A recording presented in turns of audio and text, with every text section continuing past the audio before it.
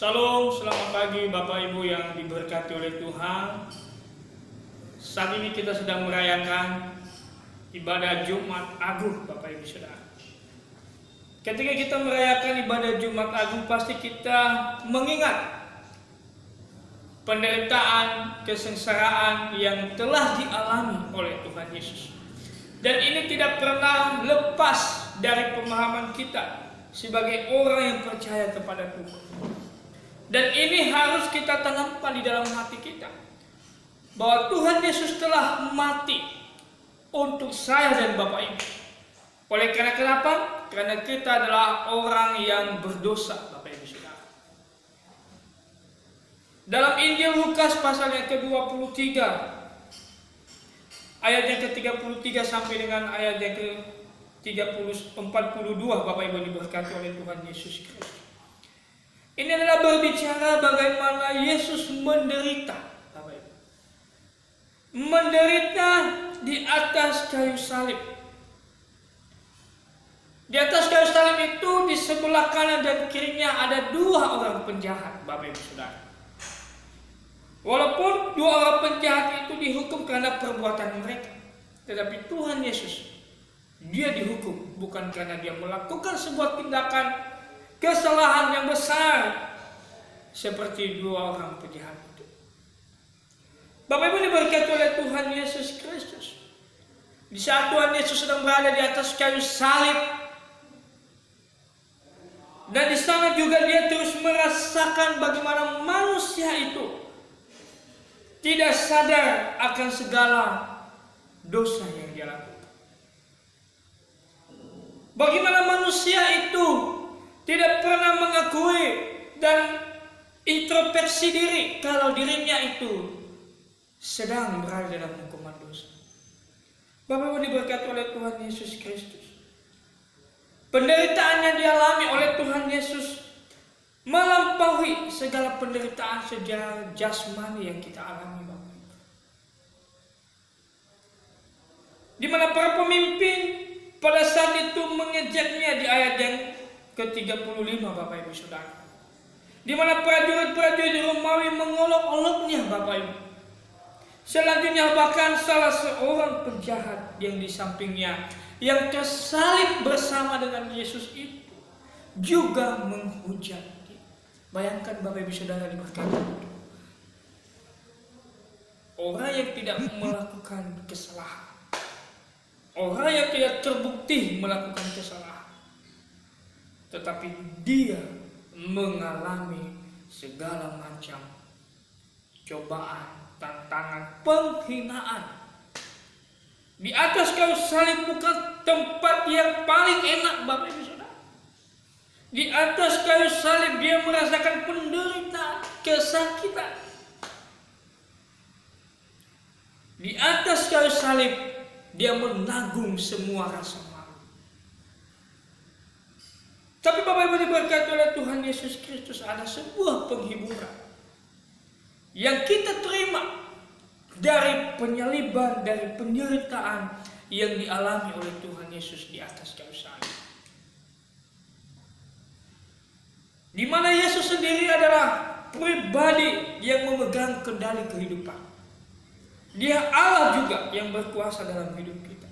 Walaupun dia secara fisik dia mengalami kelemahan secara fisik, dia mengalami siksaan secara fisik, tangannya terpaku, kakinya terpaku, dia mengalami kesakitan yang dahsyat, Bapak Ibu Saudara. Tetapi dia masih memikirkan mengasihi saya dan Bapak Ibu, sampai dia berkata di atas kayu salib itu, "Ya Bapa, ampunilah mereka, sebab mereka tidak tahu apa yang mereka perbuat." Di ayat yang ke-34, Bapak Ibu Saudara. Ini adalah kabar sukacita, Bapak Ibu Saudara. Di balik penderitaan Kristus di atas kayu salib, kita yang tidak tahu diri, kita yang berdosa, kita yang tidak pernah sadar akan dosa kita, justru di atas kayu salib itulah kita mengalami pengampunan dosa. Kita ditebus oleh Tuhan. Sekalipun kita tidak sadar akan hal demikian. Oleh karena itu Bapak Ibu diberkati oleh Tuhan Yesus Kristus, ini yang menjadi kabar sukacita, penghiburan bagi saya dan Bapak Ibu orang berdosa. Itulah menjadi penghiburan bagi kita semua, bagi orang pada saat itu yang sedang berduka karena penyaliban daripada Tuhan. Itulah menjadi penghiburan yang dahsyat yang kita terima di balik salib yang Yesus jalani, di balik penderitaan yang Yesus jalani, kita mengalami pengampunan dosa. Bapak Ibu diberkati oleh Tuhan Yesus Kristus. Kabar sukacita yang kedua adalah di saat Tuhan Yesus disalib bersama dua orang penjahat itu. Satunya menghujat, tapi yang satunya Bapak Ibu Saudara ada kesadaran diri.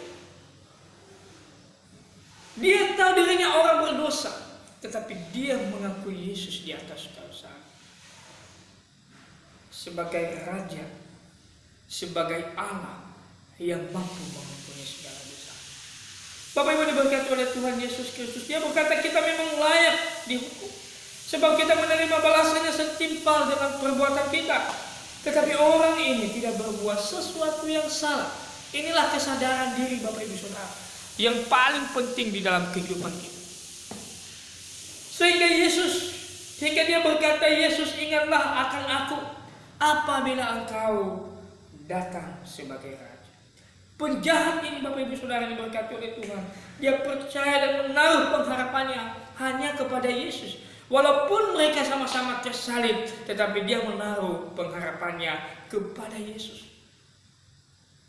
Bapak Ibu diberkati oleh Tuhan, makna terpenting di dalam hidup kita adalah di saat kita mengalami penderitaan, Tuhan Yesus telah memenangkan segala penderitaan itu. Tuhan Yesus menjadi pribadi pemenang. Tuhan Yesus sudah mengalahkan kuasa maut di dalam hidup kita.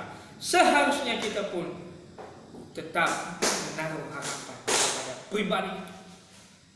Sehingga saat itu juga Bapak Ibu diberkati oleh Tuhan, Yesus berkata, saat ini pun engkau bersama aku di dalam Firdaus.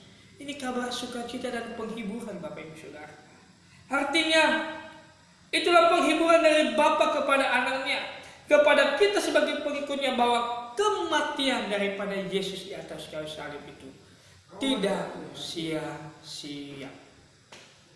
Kematian Tuhan Yesus di atas kayu salib itu tidak sia-sia di dalam hidup kita Bapak Ibu Saudara. Kinilah saatnya kita hanya memohon, meminta pertolongan kepada Tuhan. Dia Allah yang selalu menunggu saya dan Bapak. Dia Allah yang selalu memberikan kesempatan dan waktu bagi kita untuk kembali kepada Dia.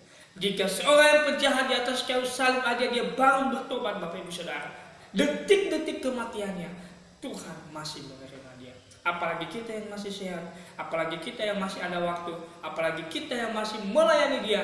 Mari datang kepada Tuhan dengan hati yang tulus, sadar bahwa kita mempunyai Tuhan yang menolong kita dalam hidup ini Bapak Ibu Saudara.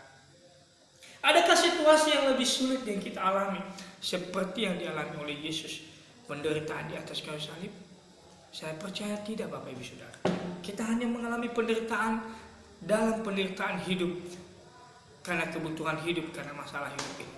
Tapi salib yang seperti dialami oleh Tuhan Yesus, sekalipun kita tidak akan mengalaminya Bapak Ibu. Hanya kita mengalami masalah dalam hidup ini. Oleh karena itu Bapak Ibu diberkati oleh Tuhan, iman dan pengharapan saya dan Bapak Ibu harus tertuju kepada Dia, kepada Allah yang mempunyai kehidupan ini. Oleh karena itu Bapak Ibu diberkati oleh Tuhan, mungkin Tuhan tidak mengubah keadaan kita seperti yang kita mau, tetapi Tuhan memberikan kekuatan, memberikan penghiburan, memberikan semangat, memberikan harapan bahwa Dia mampu menolong dan menyertai saya dan Bapak Ibu dalam setiap pergumulan yang saat ini kita alami. Oleh karena itu Bapak Ibu diberkati oleh Tuhan, jangan sia-siakan kesempatan yang ada.